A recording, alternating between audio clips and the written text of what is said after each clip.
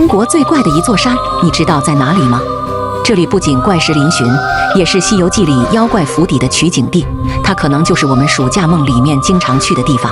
这里就是河南的茶崖山，它贵为5维景区，却鲜有人知。更令人摸不着头脑的是，这座怪山里面还有万佛齐聚，个个身着绝美袈裟，虽然庄严肃穆，却总透露着一些怪异的气氛。这会不会是《西游记》里的小西天呢？关注我，带你去看不一样的世界。